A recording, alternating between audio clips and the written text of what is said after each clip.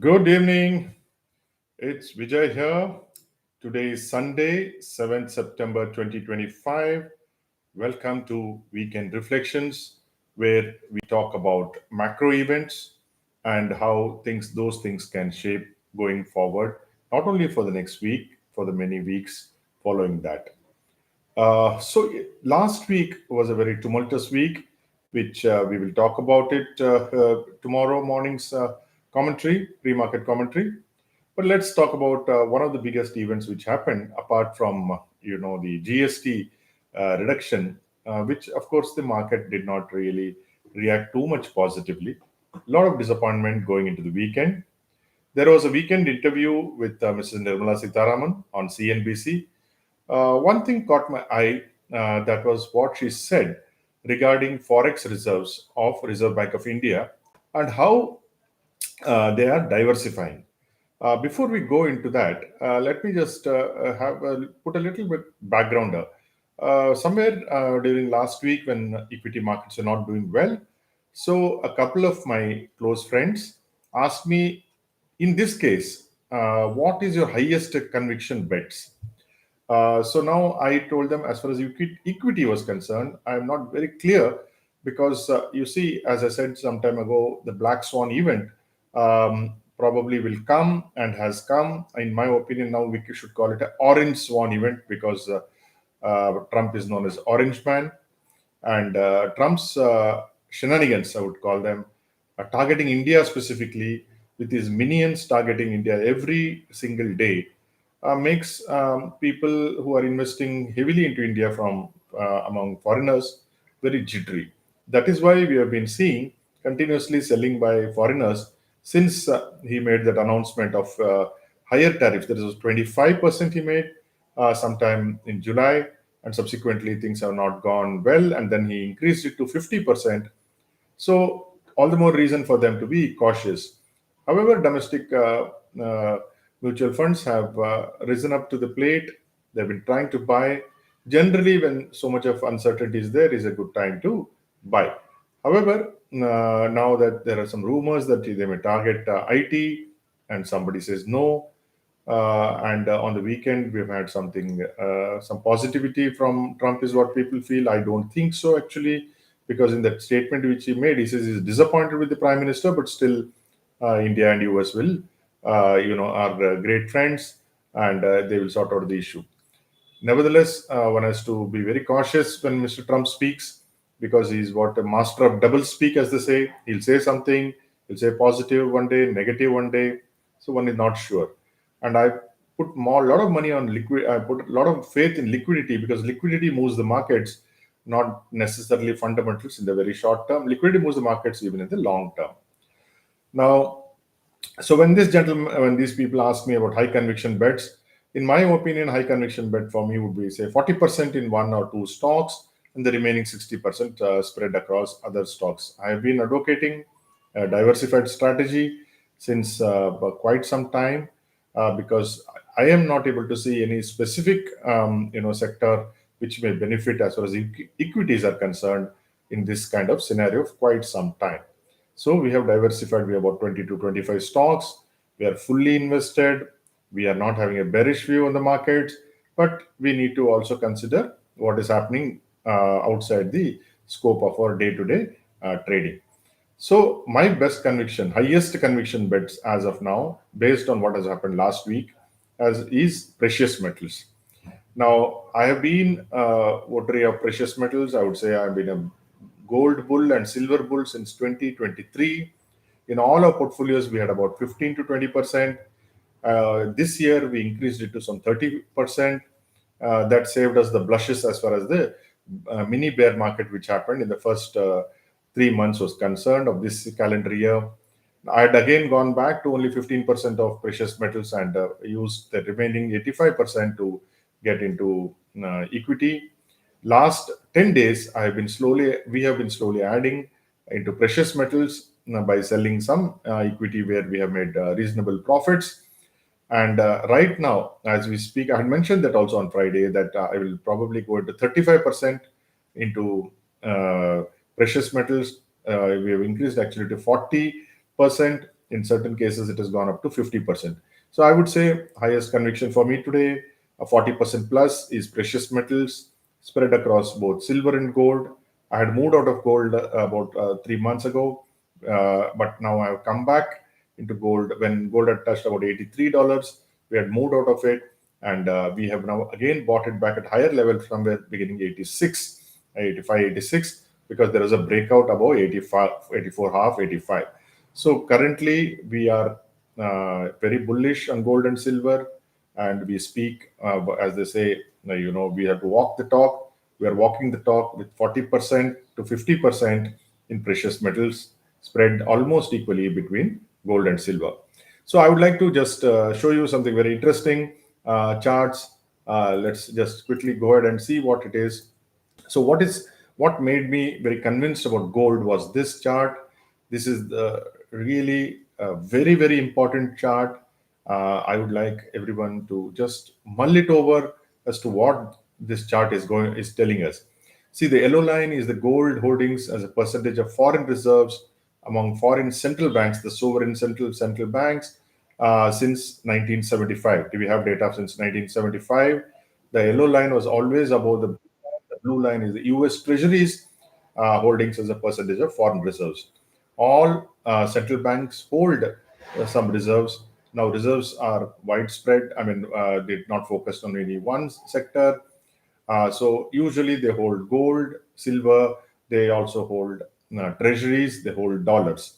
Now, this is the net, summation of all forex reserves held by central bankers through from 1975. If you see the yellow line, gold was always significant. 70 to 75% of forex reserves across central banks were held in gold for a very long time till around 19. Then it peaked out somewhere in 78, 80. Also, gold and silver had run up during that period of time. So, as a percentage, it looked very big.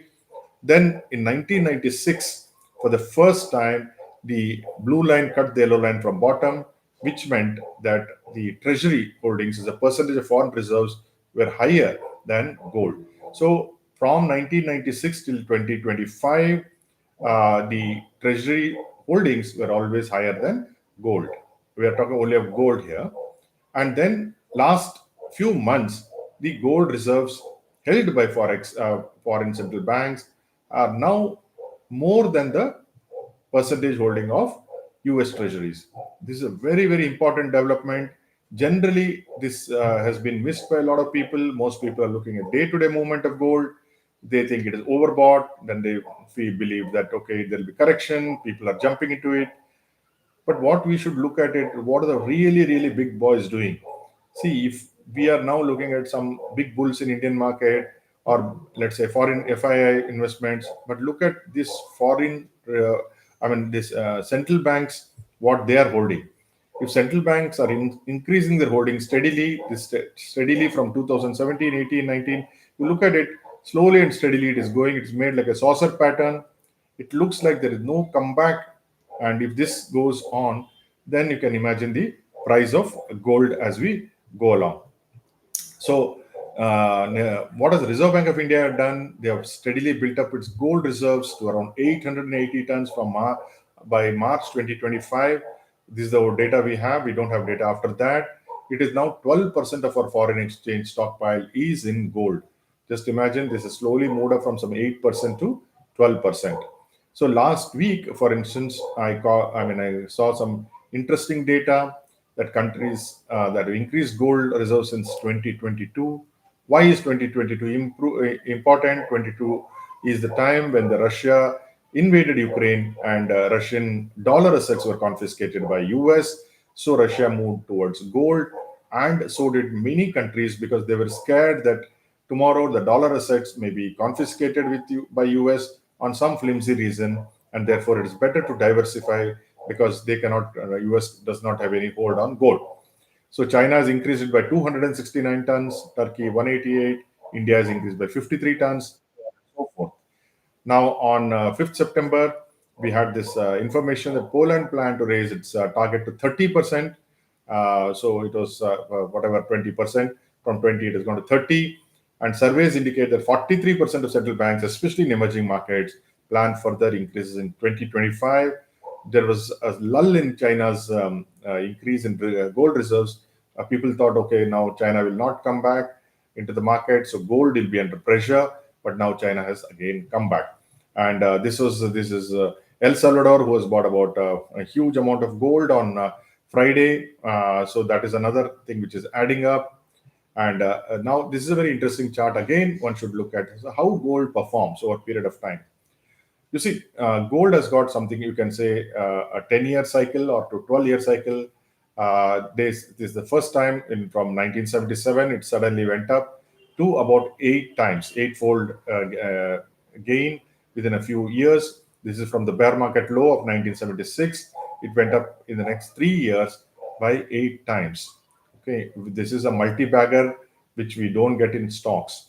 Then after that, there was a big bear market, and 99 it bottomed out from 99 to 2011. In that 11, 12 years, it went up eightfold again, more than eightfold actually. So what happened was, what's happening is that from the bear market low in 10 to 12 years, the gold has gone up by about 8 times twice before.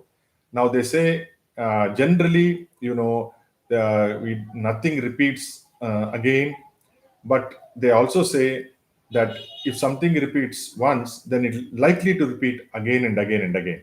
So if this was like people would have thought here is a bear market, so there is no way the gold will go up in 99, and it went up for a period of time, about 11, 12 years to 2011 when it peaked out. And then it has again come back to around 2015. It made a bear market low at around $1,000, thousand and odd dollars.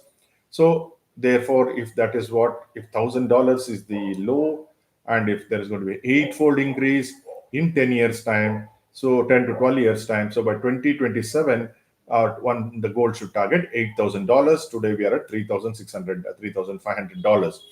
So as I said, I believe in cycles, and this cycle is showing us something. Now one should know that the past two cycles were actually more of speculative. This is much more, driven by central bankers, and this movement is likely to be much more stable than the volatility which we saw in 2010-11 when it suddenly shot up by significant numbers, or even in the 77-79. So this probably will be steady, and right now from we are talking of 1,500 to 3,500, it is just doubled and a little more than that. If it, as I said, it is, if 8 times means 8,000. From 1,000 it has gone to 3,500, which is tripling, slightly above tripling. So 8,000 can be the target. So I'm just looking at what is happening on this year. If you look at this year alone, in the first 6 months, 5 months actually, it went up by 850 points, and then it remained stable. See, that is where I got a little bit nervous or bearish, and we moved out of it. And I mentioned that we moved to copper and said copper is the new gold. And but what the gold was doing was it did not fall below a specific number, simply because central banks were buying consistently. So if you look at, if for a technical chartist, this looks like a flag and pole pattern. So it went up. The flag is about the pole is about 850 points. Then it has taken consolidated at the higher level without cracking. Even though Trump did all his shenanigans in sometime in May, we had also the India-Pakistan war, and yet we went up. It did not go up. So now once it is broken above $85, we have jumped in, because if you simply go by the chart, technically 4,300 should happen in a very short span of time, maybe in a year's time. I'm thinking in a year's time, we should have 4,300 to 4,500. 4,300 is the minimum target, I would say, because these are all minimum targets, and it could go higher. Some people are talking 8,000. It doesn't look, extraordinary as far as the cycle theory is concerned. This is purely technicals. On fundamentals alone, we are seeing the central bankers buying. So silver is much more volatile than gold. If you see the spikes, you see especially this spike, which went up from some $10 to about $80, so $50 in 1980, because two brothers called the Hunt brothers cornered the silver market, and it went up, and then they got into trouble, and then silver crashed again in 2001. It bottomed out and then started a silver bull market to around $50 again, and then it just crashed sometime, and in 2011, because again a lot of speculators had got in, and then it fell down all the way to around $15. Now again it has started, not 15, maybe even 10 or below 10. Now slowly and steadily silver has been going up, but with a lot of volatility. Okay, this is something silver price between 1970 and 85. As I said, Hunt brothers began cornering silver market, and the new regulations came in 1980, and then the silver had crashed. So let us, and one other thing about silver fundamentals is gold I had mentioned. In silver, the fundamentals are that Saudi Central Bank has reportedly taken a historical stake in silver ETFs, and when sovereign banks begin to move into silver, Russia has now put silver as a strategic reserve. I think US has done that, and India will sooner or later do it. A lot of countries are now moving into silver. Silver has also got fundamentally, it is useful in EV, and it is an industrial metal actually, not unlike gold metal. Gold is purely precious. Gold is used in industry, but not so much, whereas silver is a big industrial metal. So there will be volatility, because if the corporates don't do well, silver will come down. Just now look at this technical chart. So silver has, what I feel, has formed a cup and handle pattern. So $19 is the height of the cup. So it has come down to 17. From 17, it is going to go up to the target for that should be, once it crosses this level, $30. Then the target should be 49. 49 coincides with the height of 1980 and 2011. So that will form a triple top. But I strongly believe that silver has got much more distance to go, and that is what we are bullish on silver. Look at gold and silver performance over last 10 years. In fact, I was mentioning that in 2024, that whether Sensex will reach 1 lakh or gold will reach 1 lakh was the challenge. I had said that gold will reach 1 lakh. In 2024, it was 77,000, about let's say 78,000. This year, gold has crossed 10,000, 1 lakh. It's around 1 lakh 13,000. And people feel that, how high can it go? It's too high. There will be no consumer demand. Just let me give a very personal example. My daughter got married in 2020 during COVID. It was 48,000 at that time. So at that time, people said, "Oh my God, it's so expensive. What will you do? How will you raise the money and all that?" So now you see what has happened. From 48, it has doubled in 5 years. So as far as gold is concerned, if you look at this chart, when it made a bottom of 26,000 in 2015, it has been steadily going up. Last couple of years, the growth has been spectacular. Especially this year, it has been very, very good. So we are very bullish on gold and silver, and we believe that the long way to go. So therefore, we are 40% invested in gold and silver. I'm not a SEBI registered advisor. You can do your own due diligence, but we are committed across all portfolios. We've already bought into it. We may even go to 50% if we feel that next week is not a good week for equities. If it is not, I'm saying, then we will probably go to even 50%. Right now, we are satisfied with 40%. We can rest easy. We know we are with the big boys. Central bankers are the biggest bulls or bears, as the case may be. In this case, they are bulls, both in silver and gold. So we are happy to be there. Whatever you do, I hope it is successful.